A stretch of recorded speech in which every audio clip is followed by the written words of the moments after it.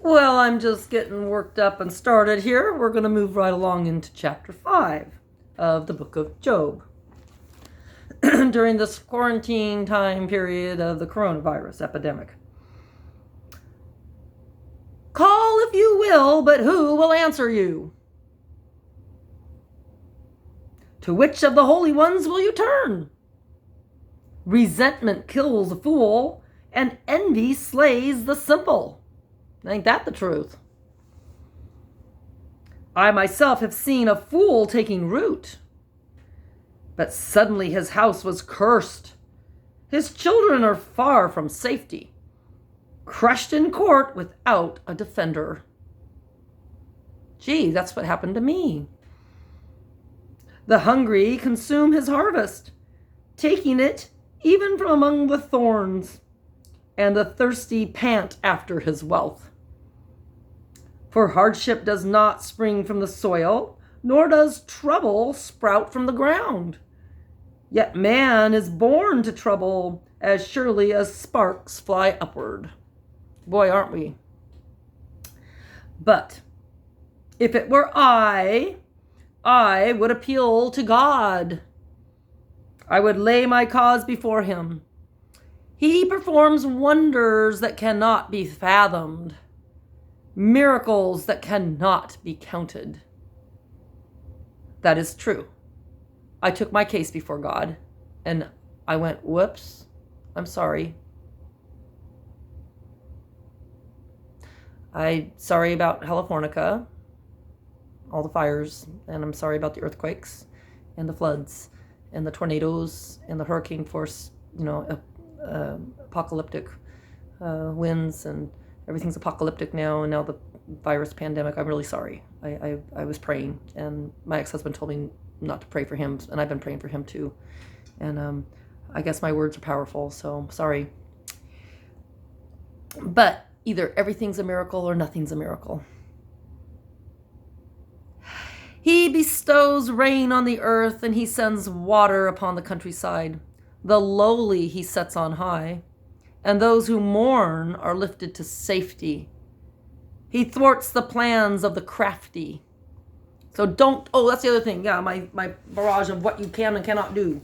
Don't do crafts. That's evil. Don't be crafty and do crafts. That's bad. Okay? So, if you enjoy doing crafts, I was told that in heaven there's no crafting going on. There's no craft rooms, and there's no material to work with.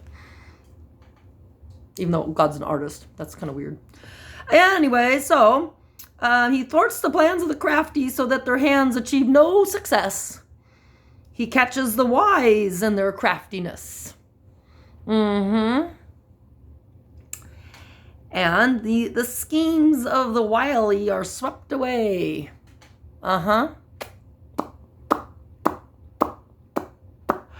Wile E. Coyote. Be careful about trusting wolves in sheep's clothing. And darkness comes upon them in the daytime. That's called depression, unless you're having an eclipse. At noon, they grope as in the night. Well, that would be like if you're living in if you've been sex trafficked or something, or you're living in just squalor in some shed or something or whatever, or you're stone drunk, drugged out on something. At noon, they grope as in the night. He saves the needy from the sword in their mouth. He saves them from the clutches of the powerful. Well, I certainly hope so, because I feel like I have been caught in a snare by some pretty powerful people. So the poor have hope, and injustice shuts its mouth. Wouldn't that be nice? Wouldn't it be nice if Trump would just shut his mouth and quit talking about how great he is? He's not that great. Wouldn't it be nice if some people that are judgmental would just shut their mouths and look elsewhere? It would be in my life. It'd be nice if people would just shut their mouth. But I'm sure they're saying the same thing about me. They should just be thankful that I don't talk about all of their secrets that I know, because I know a lot of secrets about people. I know so much about people I could probably arrest half the people I know, or maybe almost all the people I know. Blessed is the man whom God corrects. Yes, that is true. And blessed is the man who I correct. And blessed is the man who I call God, who I allow to correct me. So do not despise the discipline of the Almighty, for he wounds, but he also binds up. He injures, but his hands also heal. That sounds like me. I do the same thing too. From 6 calamities he will rescue you. Well, that's good, because I've had some calamities. In 7, no harm will befall you. I can't believe I'm still alive. I've had calamities, one after, it's like Calamity Jane. Amazing. I can't believe how many calamities hit my life all at once. It was like a shitstorm of trauma, and I'm still alive. I didn't even die from a complete bowel obstruction, and I got struck in road construction with that one. That was 10 days after hysterectomy. Any of those surgeries could have killed me. My ex-husband could have killed me. My kids, any one of my 8 kids could have killed me. My 3 miscarriages could have killed me. 20 years with an abusive dictator could have killed me. Trying to drink myself to death could have killed me. When I was a teenager, going to a party at my best friend Lisa's college place could have killed me. Any one of the men that I went on a date with could have killed me. 3 different car accidents that totaled my vehicles could have killed me. Those were not my fault. One was a long time ago.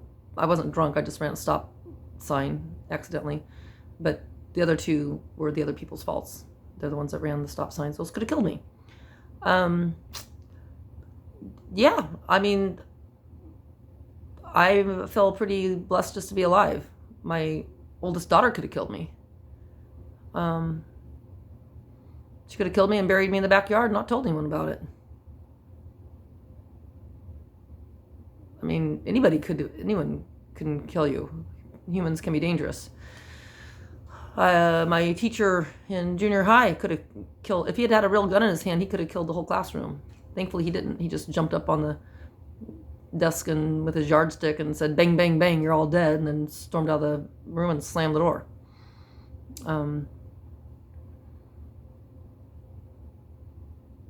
Yeah. Anyways, but God, if there is a God, some higher power out there, has kept me alive for some purpose. I'm still not quite sure what it is. I think I'm supposed to rewrite the Bible from a woman's perspective. So, if you're alive, you're lucky, or you're fortunate, or you're blessed, or you have a hand of protection on you. Even if bad things befall you, calamities befall you, if you're still alive, you get another opportunity to heal up. In famine, he will ransom you from death, and in battle from the stroke of the sword. You will be protected from the lash of the tongue, and I have one. I can give a good tongue lashing. And need not fear when destruction comes. You will laugh at destruction and famine, and need not fear the beasts of the earth, for you will have a covenant with the stones of the field, and the wild animals will be at peace with you. You will know that your tent is secure. You will take stock of your property and find nothing missing. You will know that your children will be many, and your descendants like the grass of the earth. You will come to the grave in full vigor, like sheaves gathered in season. We have examined this, and it is true.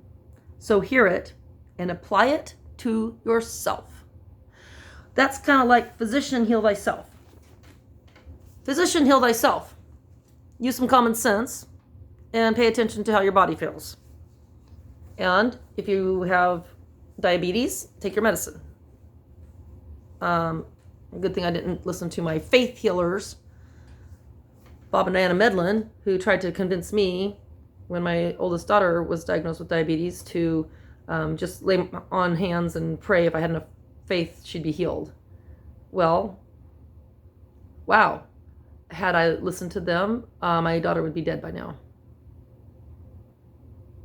Delusional thinkers, delusional magical thinkers. I've seen miracles happen in my life, real live miracles that I can't explain. And some of them are funny, and I can't explain them. So I have to laugh. I have to laugh at my own mistakes and my own shitstorms. And then I have to laugh at my daughter's mistakes and my daughter's shitstorms. And I have to laugh at all the diapers I've ever changed and all the poopy butts I've ever wiped. And I have to laugh at all the throw up that I've ever had to clean up, all the puke that I've had to clean up. And I have to laugh at all of my ex-husband's endearing qualities and his germophobic ways and all of the beautiful words he said to me during 20 years of marriage. And I have to laugh at my ex-mother-in-law. She's a darling. She really is delightful. She's a delightful woman. And I have to laugh at my darling friends. They're very darling. They're very endearing. Every single last one of them has some endearing, redeeming qualities. Even the woman who tried to kill me. She was a beautiful, beautiful, beautiful woman. I'm sure in her right mind, she's probably just very nice, very delightful, and very sexy. And I have to laugh because if I were running a dating service, I would match her up with Mike Tyson. Yeah, I'm sure they would do, their marriage would be great. They'd probably be biting off each other's ears, I'm sure of it, doing whatever drug they're both doing. And then I have to laugh at men who like violence, because some men, I guess, are impressed by a violent woman, and some men are scared shitless by a woman who just says, it's a good thing I'm not related to Lorena Bobbitt. And then they're just like, what? Ah! And they run away. Well, it's a good thing I'm not related to Lorena Bobbitt, or my ex-husband would be having something reattached. I'm sure of it. Yeah, so it's a good thing I'm not certain people. You guys should be counting your lucky stars.